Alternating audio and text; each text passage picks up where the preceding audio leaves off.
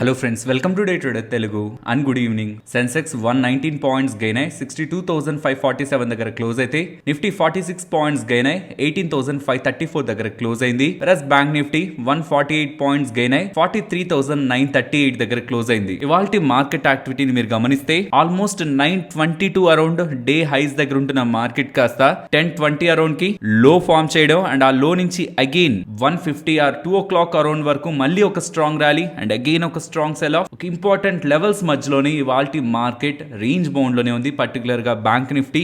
And ఈ recent times లో మనం బ్యాంక్ నిఫ్టీ గురించి మాట్లాడుకుంటున్నాం, కానీ స్మాల్ క్యాప్స్ ని గమనిస్తున్నారా? ఈ వీక్ స్టార్టింగ్ నుంచి ఇప్పటి వరకు చూస్తే నిఫ్టీ న్యూట్రల్ గానే ఉంది, కానీ మిడ్ క్యాప్ 1.4% పెరిగింది, స్మాల్ క్యాప్ 3% పెరిగింది. ఇక్కడ నుంచి కొంత టైం బ్యాక్ కొన్ని నెలల క్రితం మార్కెట్ ఏమో పెరుగుతుంది, పోర్ట్ఫోలియోస్ పెద్ద పెరగట్లేదు అనుకున్నాం కదా. కానీ రీసెంట్ టైమ్స్ లో మీరు గమనిస్తే మార్కెట్ కంటే కూడా పోర్ట్ఫోలియోస్ చాలా మంచి రిటర్న్ ని డెలివర్ చేశాయి. సరే, ఇక గ్లోబల్ ఈవెంట్స్ విషయానికి వస్తే ఇవాళ నైట్ మనకి యుఎస్ జాబ్స్ డేటా అప్డేట్ అవుతుంది, jobs report data. And market expect చేసినది 1,90,000 జాబ్స్ ఉంటాయి మేలో అని. యాక్చువల్లీ ఏప్రిల్లో 2,53,000 జాబ్స్ వచ్చాయి. కంపేర్డ్ విత్ ఏప్రిల్, మేలో తగ్గుతుంది, 1,90,000 జాబ్స్ మాత్రమే యాడ్ అవుతాయని ఉంది. ఇఫ్ ఇన్ కేస్ దీనికంటే వెరీ స్ట్రాంగ్ గా కానీ 2,50,000 ఇలా కానీ డేటా వస్తుంటే దెన్ ఎకానమీ రిలేటెడ్ గా స్ట్రాంగ్ ఒపీనియన్ ఫెడ్ వాళ్ళకి వెళ్తుంది. అండ్ నెక్స్ట్ 14th వాళ్ళ ఫెడ్ మీటింగ్ రివ్యూలో ఇంట్రెస్ట్ రేట్స్ రిలేటెడ్ గా నెగిటివ్ గా, ఈక్విటీ మార్కెట్స్ నెగిటివ్ గా డెసిషన్ తీసుకోవడానికి ఛాన్స్ ఉంటుంది. కాబట్టి జాబ్స్ డేటా ఎక్స్పెక్టేషన్స్ 1,90,000 ఆర్ దానికంటే వీక్ గా వస్తుంటేనే ఈక్విటీ మార్కెట్స్ కి మనం పాజిటివ్ గా చూడాలి. And FIs last 8 consecutive days నుంచి బై చేస్తున్న వాళ్ళు కాస్త నిన్నటి మార్కెట్స్ లో స్లైట్ గా సెల్ సైడ్ కి వచ్చారు. అండ్ ఓవరాల్ డొమెస్టిక్ గా మనకున్న ఫ్యాక్టర్స్ ని గమనిస్తే ఆటో సేల్స్ డేటా అప్డేట్ అయింది, 2 వీలర్స్ బెటర్ గానే ఉంటున్నాయి. అండ్ రీసెంట్ జీడిపి డేటా కానీ, పిఎంఐ డేటా కానీ, ఈవెన్ జిఎస్టీ కలెక్షన్ డేటా కానీ, ఓవరాల్ ఇండియా రిలేటెడ్ గా డొమెస్టిక్ గా మనకి నెగిటివ్ ఫ్యాక్టర్స్ అయితే ఏం ప్లే అవ్వట్లేదు. అండ్ గ్లోబల్ గా ఉంటున్న యుఎస్ డెట్ సీలింగ్ కూడా రీసెంట్ టైమ్స్ లో చాలా సార్లు అనుకున్నాం కదా, ఇలాంటి సందర్భాలు బోల్డ్ సార్లు హిస్టరీలో మనకి వచ్చాయి, ప్రీవియస్ గా మనకి జరిగాయి. అండ్ ప్రతిసారి చివరి డేలోనో చివరి హవర్ లోనో డెట్ సీలింగ్ రిలేటెడ్ గా ఓకే మేము మళ్ళీ పొడిగిస్తున్నామని ప్రతిపక్షాలు దానికి అగ్రీ చేస్తుంటాయి. కాబట్టి ఈసారి కూడా అదే ప్యాటర్న్ లో యుఎస్ లో మూవ్ అవుతుంది. అండ్ నిన్న కొంత యుఎస్ మార్కెట్స్ కి అండ్ గ్లోబల్ ఈక్విటీ మార్కెట్స్ కి పాజిటివ్ గా ఇంపాక్ట్ అయ్యేలా మ్యానుఫ్యాక్చరింగ్ డేటా వీక్ గా వచ్చింది. Yes, ISM manufacturing data, US manufacturing data 7 months నుంచి, లాస్ట్ కన్సిక్యూటివ్ గా 7 months నుంచి కాంట్రాక్ట్ అవుతూనే ఉంది. ఏప్రిల్ నెలలో 47.1% గా ఉన్నది కాస్త మే నెలకు వచ్చేసరికి 46.9 కి అయింది. సో ఎకానమీ రిలేటెడ్ గా కొంత వీక్ డేటా వస్తుండడం, ఈసారి వచ్చే జాబ్స్ డేటా కూడా కొంత వీక్ గా ఉంటే ఫెడ్ వాళ్ళు ఎక్కువగా వడ్డీ రేట్లపై ఫోకస్ చేయరు, బికాస్ ఎకానమీ వీక్ గా ఉంటుంది కదా అని వడ్డీ రేట్లని అంత డేర్ చేసి ఎక్కువ పెంచరనే ఒక ఎక్స్పెక్టేషన్స్ మార్కెట్ లోకి వెళ్తాయి. కాబట్టి ఐఎస్ఎం మ్యానుఫ్యాక్చరింగ్ డేటా వీక్ గా వచ్చిందనేసరికి US markets, European markets, Asian markets వీటన్నిటిలో కూడా మంచి మూవ్ మనకు కనిపించింది. ఇంకా మన మార్కెట్స్ విషయానికి వస్తే హైయర్ లెవెల్స్ నుంచి రిస్క్ రివార్డ్ మనకి బెటర్ గా అప్లై అయ్యే జోన్ 18,450 అరౌండ్ అనుకున్నాం. అండ్ ఆ లెవెల్స్ దగ్గరికి అయితే మార్కెట్ మల్టిపుల్ టైమ్స్ వచ్చింది, కానీ అక్కడి నుంచి స్ట్రాంగ్ గా రివర్సల్ అయితే అవ్వలేదు, అదే రేంజ్ లో కన్సాలిడేట్ అయితే అవుతుంది. అండ్ వ్యూ మార్కెట్ పరంగా మా వ్యూ, మేమైతే పర్సనల్ గా బులిష్ గానే ఉన్నాం. And if in case down side కి ఫాలో అవుతున్నప్పుడు చూడాల్సిన ఇంపార్టెంట్ లెవెల్ అయితే 18,450, బికాస్ ఇది బ్రేక్ చేయడానికి చాలా టైం పట్టింది. ఇన్ కేస్ ఇది బ్రేక్ అయ్యి డౌన్ సైడ్ క్లోజ్ అవుతుంటే నెక్స్ట్ నేను చూస్తున్న ఇంపార్టెంట్ సపోర్ట్ 18,240. ఫ్రెండ్స్, ఇలా మార్కెట్ డేటాని అనాలిసిస్ చేస్తూ వీడియోని మీ ముందుకు తీసుకురావడానికి మేము పెడుతున్న ఎఫర్ట్స్ మీకు వాల్యుబుల్ గా అనిపిస్తూ ఉంటే మన వీడియోని తప్పకుండా లైక్ చేయండి. మార్కెట్ అప్డేట్స్ మాట్లాడుకునే ముందు రీసెంట్ టైమ్స్ లో సైంట్ స్టాక్స్ ని గమనించారా? కంటిన్యూస్ గా వన్ డైరెక్షనల్ గా ర్యాలీ అవుతూ పర్టికులర్ గా వీళ్ళ Q4 నెంబర్స్ తర్వాత స్టాక్ 35% పెరిగింది. అండ్ లాస్ట్ 1 week లో 14%. అండ్ ఇయర్ స్టార్టింగ్ నుంచి ఇప్పటి వరకు 80% దగ్గరగా సైంట్ స్టాక్ లో ర్యాలీ కనిపించింది కదా. అంతలా పెరగడానికి ఈఆర్ఎండి స్టాక్, లైక్ ఈఆర్ఎండి అంటే engineering research and development stock back ఉంటున్న ఇంపార్టెంట్ లాజిక్ ఏంటి? అండ్ ఈ ర్యాలీని ఇతర ER and D stocks like KP18, Tata Elxsi and LTTS తో కంపేర్ చేస్తూ ఒక స్మాల్ స్టడీ నేను మీతో షేర్ చేయాలనుకుంటున్నాను. So first, Cyient stock recent times లో పెరుగుతుంది, అది ఎందుకు పెరుగుతుంది అలా క్వశ్చన్స్ వస్తున్నాయి. ఇది అర్థం కావాలంటే వీళ్ళ బిజినెస్ మోడల్ అర్థం కావాలి. ఈఆర్ఎండి అనుకున్నాం కదా, ఇంజనీరింగ్ రీసెర్చ్ అండ్ డెవలప్మెంట్ అని. సో ఇది డిఫరెంట్ సెక్టార్స్ లో చేస్తుంటారు. యూజువల్ గా మనకి ఈఆర్ఎండి అనగానే ఆటో రిలేటెడ్ గా ఉంటున్న స్టాక్స్ లైక్ KP80 గుర్తొస్తుంది అండ్ టాటా ఎలక్సీ గుర్తొస్తుంది. కానీ ఈఆర్ఎండి అనేది ఆటోమేషన్ అనేది కేవలం ఆటో సెక్టార్ లో మాత్రమే కాదు, industrial segment or manufacturing segment నుంచి ఒకవేళ ఇండస్ట్రియల్ ఆటోమేషన్ కి కన్వర్ట్ అవ్వాలనుకుంటున్నా or internal combustion engines like auto sector లో ఐసీ ఇంజన్స్ నుంచి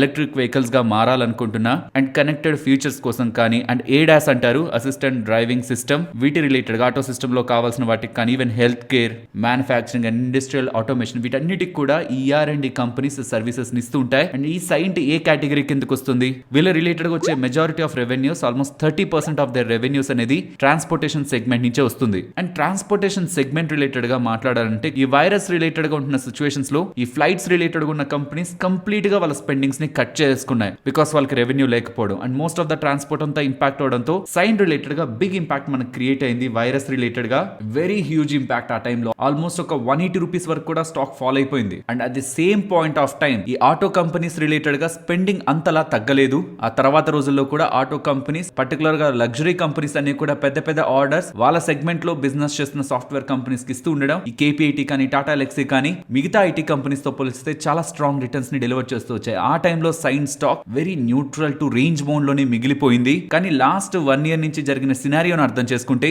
ఫ్లైట్స్ రిలేటెడ్ గా హ్యూజ్ డిమాండ్ పెరిగింది. అండ్ వీళ్ళ రిలేటెడ్ గా 30% ఆఫ్ ద రెవెన్యూస్ ట్రాన్స్పోర్టేషన్ నుంచి వస్తున్నాయి. అండ్ ఆ ట్రాన్స్పోర్టేషన్ లో ఏవియేషన్, రైల్వేస్ ఇవన్నీ కూడా ఉన్నాయి. ఇప్పటి వరకు అయితే ఏవియేషన్ రిలేటెడ్ గా ఉన్న గ్రోత్ వీళ్ళ నెంబర్స్ లో రిఫ్లెక్ట్ అవుతూ వచ్చింది. కాబట్టి రీసెంట్ Q4 లో కూడా వీళ్ళు మంచి నెంబర్స్ ని పోస్ట్ చేస్తూ FY24 రిలేటెడ్ గా కూడా కాన్స్టెంట్ కరెన్సీ రెవెన్యూ గైడెన్స్ ని మీన్స్ నెక్స్ట్ అప్కమింగ్ టైమ్స్ లో కూడా 15 to 20% టాప్ లైన్ లో గ్రో అవుతారని, ఈవెన్ మార్జిన్ లో కూడా 100 to 200 బేసిస్ పాయింట్స్ ఇంప్రూవ్మెంట్ తీసుకురాగలరని ఇలా కాన్ఫిడెన్స్ ని వీళ్ళు చెప్తుండడం. After good numbers and good guidance stock 35% after Q4 numbers పెరిగింది. సో ఎందుకు ఇతర ER&D కంపెనీస్ పర్టికులర్ గా టాటా ఎలక్సీ, LTTS, KPIT తో కంపేర్ చేస్తే సైంట్ ఎందుకు పెరిగిందంటే ఒకప్పుడు ఇతర స్టాక్స్ కంటే కూడా సైంట్ పెద్దగా పెరగలేదు డ్యూ టు వీళ్ళు ఎవరికైతే బిజినెస్ ఇస్తున్నారో అందులో పెద్ద గ్రోత్ లేక. కానీ ఇప్పుడు ఆ సెగ్మెంట్స్ నుంచి హయ్యర్ గ్రోత్ వీళ్ళకి వస్తూ ఉండడం. పర్టికులర్ గా ఇప్పటివరకు ఏవియేషన్ సెక్టర్ నుంచే మీన్స్ ఫ్లైట్స్ నుంచే వీళ్ళకి బిజినెస్ వస్తుంది. అప్కమింగ్ ఇయర్స్ నుంచి రైల్వేస్ రిలేటెడ్ గా కూడా ఒక కీ ఫ్యాక్టర్ ఉండబోతుందని. సో వీళ్ళ నెక్స్ట్ లెవెల్ గ్రోత్ ఫ్యాక్టర్ లో రైల్వేస్ ని వీళ్ళు చూస్తున్నారని ఇలా వీళ్ళు మెన్షన్ చేస్తుండడం కూడా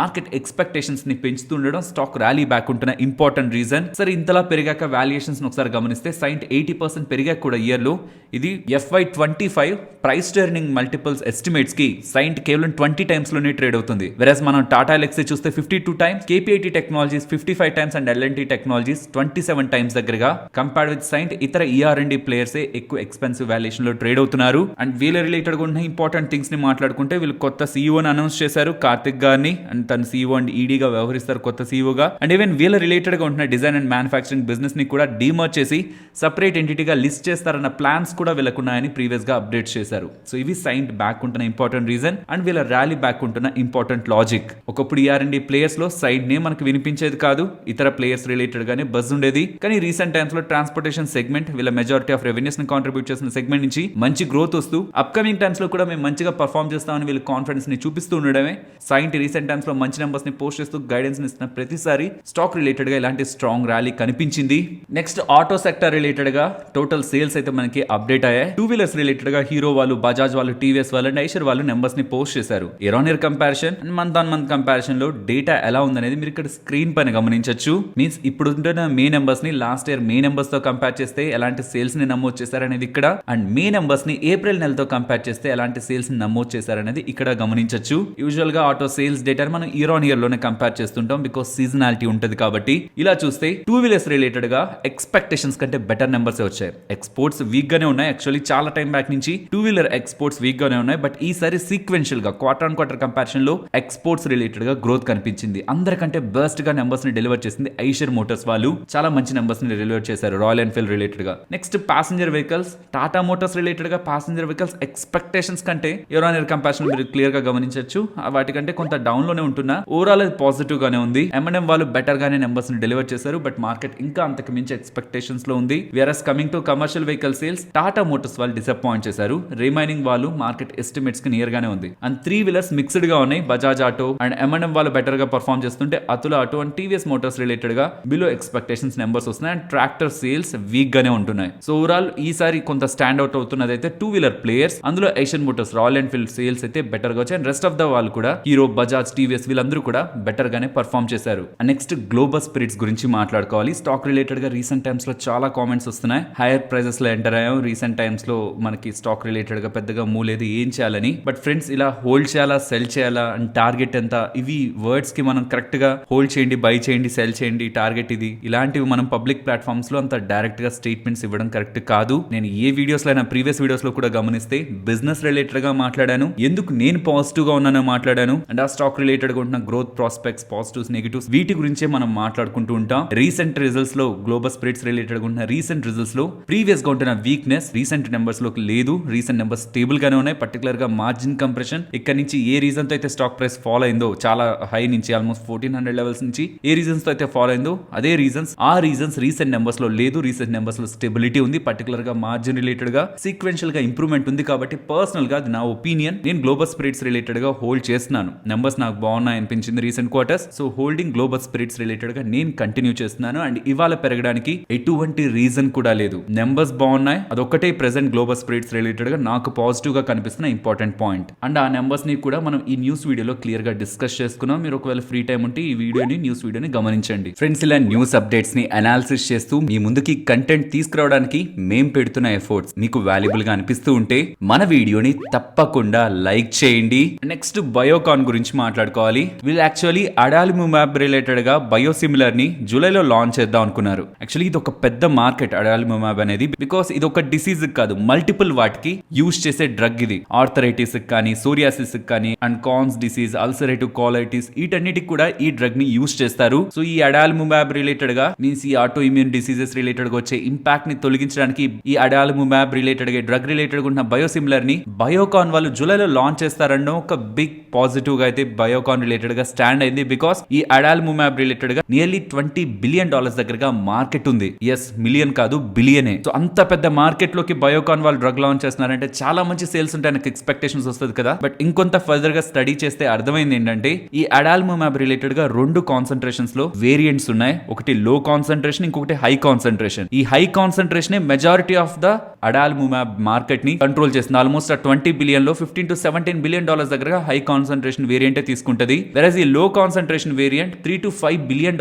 మార్కెట్ నే కలిగి ఉంది. అండ్ అవుట్ ఆఫ్ ఈ $3 to $5 బిలియన్ లో కూడా చాలా వరకు ఈ జూలైలో బయోకాన్ వాళ్ళు లాంచ్ చేస్తున్నారా. ఒకప్పుడు ఇతర ప్లేయర్స్ గురించి నేమ్స్ వినిపించలేదు, కానీ ఇప్పుడు కొత్త ప్లేయర్స్ నేమ్స్ వినిపిస్తున్నాయి. లైక్ కోహెరెస్ బయోసైన్సెస్ వాళ్ళు కూడా ఈ సేమ్ డ్రగ్ ని జూలైలో లాంచ్ చేస్తున్నారు విత్ స్టీప్ డిస్కౌంట్, ఒక బిగ్ డిస్కౌంట్ తో అని. అండ్ ఈవెన్ ఆమ్జెన్ వాళ్ళు కూడా ఆల్రెడీ అనౌన్స్ చేశారు లాంచ్ ఉంటుందని. సో ఈ ఆమ్జెన్, కోహెరెస్ బయోసైన్సెస్ వీళ్ళందరూ కూడా జూలైలో బయోకాన్ వాళ్ళతో పాటు ఈవెన్ ఈ ఇద్దరే కాదు ఆల్మోస్ట్ 8 to 9 ప్లేయర్స్ దగ్గర ఈ సేమ్ డ్రగ్ ని జూలైలో లాంచ్ చేస్తారని ఇలా అప్డేట్స్ వస్తూ ఉండడం ఈ లో కాన్సంట్రేషన్ వేరియంట్ లో ఉంటున్న మార్కెట్. అండ్ ఆ మార్కెట్ లో కూడా బయోకాన్ తో పాటు కొత్త ప్లేయర్స్ అందరూ ఇదే డ్రగ్ ని లాంచ్ చేస్తున్నారనేసరికి వీళ్ళకి పీక్ లో ఒక $100 మిలియన్ దగ్గరగా మాత్రమే సేల్స్ ఉండడానికి ఛాన్స్ ఉంటుందని ఒక ఎక్స్పెక్టేషన్స్. ఏదైతే ప్రీవియస్ గా ఓవర్ పాజిటివిటీ ఇవాళ కొంత కరెక్షన్ తో ఆ ఎక్స్పెక్టేషన్స్ డౌన్ అవుతూ ఉండడమే ఇవాళ స్టాక్ ఫాల్ కి ఇంపార్టెంట్ రీజన్.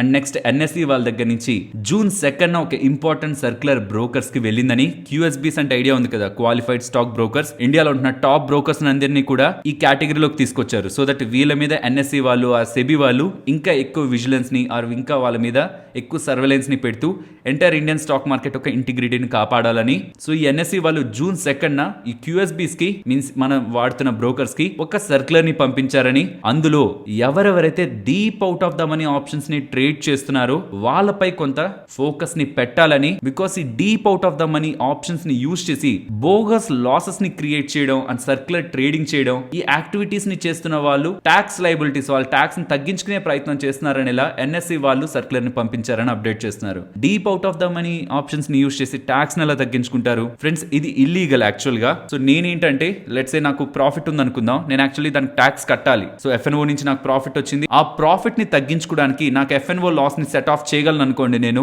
సో ఆ ప్రాఫిట్ ని తగ్గించుకోవడానికి డీప్ అవుట్ ఆఫ్ ద మనీలో ఎక్కడైతే నాకు లిక్విడిటీ ఉండదో నేను అక్కడ నాకు తెలిసిన వేరొక అకౌంట్ ఎవరైతే ట్యాక్స్ లయబిలిటీ ఉండదో వాళ్ళ అకౌంట్ ని యూజ్ చేసుకొని వాళ్ళ దాంట్లో సెల్ చేస్తాను, నా దాంట్లో బై చేస్తాను. At the end of the time నేను బై చేస్తాను యాజ్ ఎ బయర్ గా. అది అవుట్ ఆఫ్ ద మనీలో క్లోజ్ అయిపోతే నాకు 0 అవుతుంది నేను బై చేసిన వాల్యూ. బట్ అతను సెల్ చేసి ఉంటాడు కాబట్టి అతను ప్రాఫిట్ వస్తుంది. సో అలా స్లోగా నాకు లాసెస్ బిల్డ్ అవుతూ నాకు సంబంధించిన ప్రాఫిట్స్ అన్ని తనకి వెళ్తూ ఉంటే నాకు సంబంధించిన ట్యాక్స్ లయబిలిటీ తగ్గుతుంది కదా. ఇలా బోగస్ గా లాసెస్ ని క్రియేట్ చేసుకోవడం, ఇల్లిక్విడ్ గా ఉంటున్న ఆప్షన్స్, ఆ deep out of the money options ని యూజ్ చేసి ఇల్లిక్విడిటీగా ఉంటున్న వాటిల్లో ఇలా సెల్ అండ్ బై ద్వారా వాళ్ళ దగ్గర ఉన్న ప్రాఫిట్ ని లాస్ గా మార్చుకుంటూ ఇతరుల అకౌంట్స్ కి, బినామీ అకౌంట్స్ కి డబ్బుల్ని ట్రాన్స్ఫర్ చేసే ప్రయత్నాన్ని ఎప్పటి నుంచో సెబీ వాళ్ళు ఫోకస్ చేస్తున్నారు అండ్ వాళ్ళపై యాక్షన్స్ ని కూడా తీసుకుంటున్నారు. ఇది కాక సర్క్యులర్ ట్రేడింగ్ అంటారు. ఇది కొంత క్రిటికల్. బికాస్ ఏదైనా ఒక స్టాక్ రిలేటెడ్ గా లిక్విడిటీ లేకపోతే ట్రేడర్స్ అండ్ ఇన్వెస్టర్స్ ఫోకస్ చేయరు కదా. ఆ స్టాక్ రిలేటెడ్ గా లిక్విడిటీని పెంచడానికి, ఆ ఆప్షన్ రిలేటెడ్ గా లిక్విడిటీని పెంచుకోవడానికి చేసుకోవడానికి ముగ్గురు లేకపోతే నలుగురు పెద్ద పెద్ద ఇన్స్టిట్యూషనల్ ఈక్విటీ ప్లేయర్స్ కానీ బ్రోకర్స్ కానీ కలిసి ఏం చేస్తారంటే ఆ పర్టికులర్ స్టాక్ రిలేటెడ్ గా ఏ అనే బ్రోకర్ ఆర్ ఏ అనే ఇన్స్టిట్యూషనల్ ప్లేయర్ అమ్మితే బి అనేది అనుకుంటారు, మళ్ళీ బి అనేది అమ్మితే సి అనేది అనుకుంటారు, మళ్ళీ సి అనేది అమ్మితే ఏ అనేది అనుకుంటారు. ఇలా ఒక group of people brokers or institutional elements మధ్యలోనే ఆ స్టాక్ రిలేటెడ్ గా ట్రేడింగ్ జరుగుతూ ఆ స్టాక్ ప్రైస్ మ్యానిపులేట్ అవడం అండ్ హై వాల్యూమ్స్ క్రియేట్ అవడం కారణంగా అది ట్రేడర్స్ రాడార్ లోకి వచ్చేస్తుంది. ఇందులో హై వాల్యూమ్స్ క్రియేట్ అవుతున్నాయంటే సంథింగ్ ఏదో కుక్ అవుతుంది, అప్కమింగ్ టైమ్స్ లో అప్డేట్ వస్తుందేమో అని రీటైలర్స్ కూడా వాళ్ళ టూల్స్ చెప్తున్న దాన్ని బట్టి ఇలాంటి వాటిల్లో ఇది ఇంక్లూడ్ అవుతూ ఉండడం, వాటిల్లో కూడా బై అండ్ సెల్ యాక్టివిటీ వస్తుంది. కాబట్టి ఇవి చేస్తున్న వాళ్ళపై కూడా ఫోకస్ పెట్టమని ఎన్ఎస్సి వాళ్ళు బ్రోకర్స్ కి గైడ్ లైన్స్ ని పాస్ చేస్తున్నట్లు అర్థమవుతుంది. So deep out of the money options usual గా మనం యాజ్ అ ట్రేడర్స్ గా యూజ్ చేసేది మనం సెల్ చేస్తున్న దాని రిలేటెడ్ గా మార్జిన్ ని తగ్గించుకోవడానికి. బికాస్ మనం at the money in the money option sell చేసి deep out of the money option ని బై చేస్తే హెడ్ చేసినట్లు ఉంటుంది. కాబట్టి మన రిలేటెడ్ గా రిస్క్ తగ్గుతుంది అండ్ దానికి సంబంధించిన మార్జిన్ కూడా మనకు తక్కువే తీసుకుంటారు. మనం ఆ రీజన్స్ తో చేస్తాం. ఆ రీజన్స్ తో చేస్తున్న వాళ్ళు ఆర్ ఈవెన్ నార్మల్ గా బై చేసి నార్మల్ గా లాస్ అయిపోతున్న వాళ్ళు ఓకే. కానీ ఇలా బోగస్ గా లాసెస్ ని చూపించాలని ఒక అకౌంట్ లో సెల్ చేసి ఇంకొక అకౌంట్ లో బై చేసి ఒక దగ్గర నుంచి ఇంకొక దగ్గరికి ఇంటెన్షనల్ గా మనీని పంపించాలనుకుంటే మాత్రం ఇప్పుడు వస్తున్న కొత్త సర్క్యులర్ తో బ్రోకర్స్ ఆ డేటాని కూడా ఎన్ఎస్సి వాళ్ళకి అప్డేట్ చేయాలన్న విషయాన్ని మనం గుర్తుంచుకోవాలి.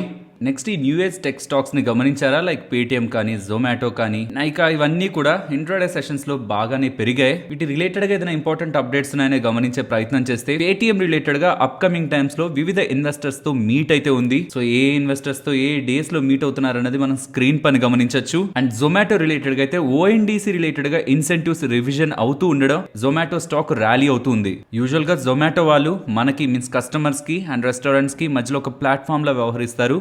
ఓఎన్డీసీ డైరెక్ట్ గా మనల్ని రెస్టారెంట్స్ తో కనెక్ట్ చేస్తూ అండ్ రెస్టారెంట్స్ వాళ్ళే మన ఆర్డర్ తీసుకోవడం మన అడ్రస్ కి వాళ్ళే డెలివరీని పంపించేలా వాళ్ళు జస్ట్ ఒక మీడియం లో వ్యవహరిస్తారు ఓఎన్డీసీ వాళ్ళు. వెరాజ్ మనం ఆర్డర్ పెడతాం, మన డేటాని రెస్టారెంట్ వాళ్ళకి ఇస్తారు అండ్ రెస్టారెంట్ వాళ్ళు మన డెలివరీని ఫుల్ఫిల్ చేస్తారు. అండ్ ఈ పర్టికులర్ ఓఎన్డీసీ ప్లాట్ఫామ్ రిలేటెడ్ గా రిపోర్ట్ సజెస్ట్ చేస్తున్నది ప్రీవియస్ గా పర్ ఆర్డర్ ఉంటున్న ఇన్సెంటివ్ 120 రూపీస్ దగ్గరగా ఉంటే అది 120 నుంచి 100 రూపీస్ పర్ ఆర్డర్ కి ఇన్సెంటివ్స్ ని క్యాప్ చేయనున్నారని అండ్ ఈవెన్ మాక్సిమం ఒక ఆర్డర్ లో total order value including shipping charges లో 50% కంటే ఎక్కువ ఇన్సెంటివ్ ఇవ్వకూడదని ఇలా ఓఎన్డీసీ వాళ్ళు భావిస్తున్నారని. ఇక్కడ ఇన్సెంటివ్స్ అన్ని కూడా బయర్స్ కి మీన్స్ మన ఆర్డర్ పెడుతున్న వాళ్ళకి అలా ప్రీవియస్ గా ఇస్తున్న ఇన్సెంటివ్స్ 120 పర్ ఆర్డర్ నుంచి 100 కి అండ్ మాక్సిమం 50% కంటే ఎక్కువ ఇన్సెంటివ్ ఇవ్వకూడదు including total order value including shipping charges తో కలిపి చూసుకుంటే ఒక ఆర్డర్ లో దాంట్లో 50% కంటే ఎక్కువ ఇన్సెంటివ్ ఇవ్వకూడదు. అండ్ ఈవెన్ ఈ ఇన్సెంటివ్స్ రావాలనుకున్న అదర్ కేటగిరీస్ లో అయితే 300 మినిమం ఆర్డర్ చేయాలి including shipping charges. Versus food and beverages లో అయితే 200 మినిమం ఆర్డర్ చేయాలి. అండ్ ఒక్కొక్క బయర్ మాక్సిమం 5 ట్రాన్సాక్షన్స్ వరకే ఈ ఇన్సెంటివ్స్ ని రిసీవ్ చేసుకోవడానికి ఎలిజిబుల్ అవుతారు. ఈ రూల్స్ అండ్ ఇన్సెంటివ్ స్ట్రక్చర్ ని ఇలా చేంజ్ చేస్తూ ఉండడం. అదే మనం స్విగ్గీ చూస్తున్నా జొమాటో చూస్తున్నా అలాంటి రిస్ట్రిక్షన్స్ ఏమి ఉండవు. అక్కడ మనకి రెస్టారెంట్స్ లో మల్టిపుల్ ఆర్డర్స్ డిస్కౌంట్స్ ని యూస్ చేసి పెడుతూ ఉంటారు కాబట్టి సో ఇలా వీళ్ళు ఇన్సెంటివ్స్ ని రివైజ్ చేస్తూ ఉండడం జొమాటో స్టాక్ రిలేటెడ్ గా వాళ్ళ బిగ్ మూవ్ మనకు కనిపించింది. నెక్స్ట్ ఎడిల్ వైజెస్ ఫైనాన్షియల్ సర్వీసెస్ గురించి మాట్లాడుకోవాలి. స్టాక్ ఇవాళ నియర్లీ 45% దగ్గరగా డౌన్ అయింది కదా. యాక్చువల్ గా డౌన్ అవుతున్నట్లు కాదు. వీళ్ళ రిలేటెడ్ గా వెల్త్ మేనేజ్మెంట్ బిజినెస్ ని వీళ్ళు డీమర్జర్ చేశారు. డీమర్జర్ చేసి అప్కమింగ్ టైమ్స్ లో నువామా వెల్త్ మేనేజ్మెంట్ అనే ఒక పేరుతో స్టాక్ మార్కెట్ లోకి తీసుకొస్తారు. సో కాబట్టి వీళ్ళు రిలేటెడ్ ఉన్న ఇంపార్టెంట్ బిజినెస్ డీమర్జర్ అవుతూ ఉండడం వాటి రిలేటెడ్ ఉన్న వాల్యూ ఇవాళ స్టాక్ ప్రైస్ లో మనకి తగ్గింది. బట్ ఎవరెవరైతే షేర్ హోల్డర్స్ ఉన్నారో ఈ కంపెనీ రిలేటెడ్ గా ఏదైతే మీకు నెగిటివ్ ఉంటుందో వాళ్ళకి అప్కమింగ్ టైమ్స్ లో నువామా వెల్త్ మేనేజ్మెంట్ షేర్స్ వచ్చి అలాట్ అవుతాయి. నెక్స్ట్ పరాస్ డిఫెన్స్ గురించి మాట్లాడుకోవాలి. వీళ్ళు ఇజ్రాయెల్ కి సంబంధించిన కాంట్రో ప్రెసిషన్ టెక్నాలజీస్ వాళ్ళతో ఒక జాయింట్ వెంచర్ ని కుదుర్చుకున్నారు 30-70 రేషియోలో. అండ్ ఈ జాయింట్ వెంచర్ లో భాగంగా వీళ్ళు ఎలక్ట్రో ఆప్టిక్ ఇన్ఫ్రారెడ్ సిస్టమ్స్ ని మ్యానుఫ్యాక్చర్ చేస్తారనేలా వీళ్ళు అప్డేట్ చేస్తుండడం ఇవాళ స్టాక్ రిలేటెడ్ గా ర్యాలీ బ్యాక్ ఉంటున్న రీజన్. నెక్స్ట్ ఎంటార్ టెక్నాలజీస్ గురించి మాట్లాడుకోవాలి. ప్రీవియస్ గా ప్రమోటర్ ఆల్మోస్ట్ 3.5 లాక్ షేర్స్ దగ్గరగా ఎంటార్ టెక్నాలజీస్ రిలేటెడ్ గా సెల్ చేస్తున్నారు కదా.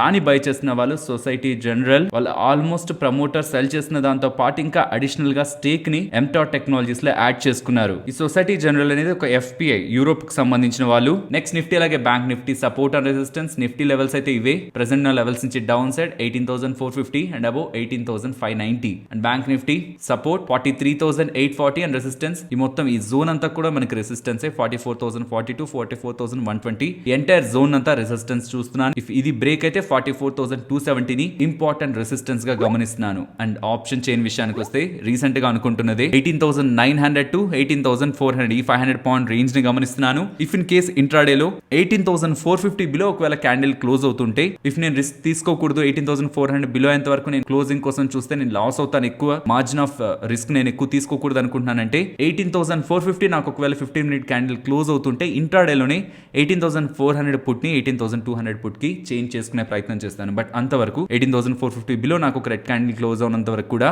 18,900 టు 18,400 ఇదే రేంజ్ ని 500 పాయింట్ రేంజ్ ని మార్కెట్ రిలేటెడ్ గా గమనిస్తున్నాను. మరొక ఇంట్రెస్టింగ్ వీడియోతో మళ్ళీ మీ ముందుకు వస్తాను. అంతవరకు టేక్ కేర్, జై హింద్.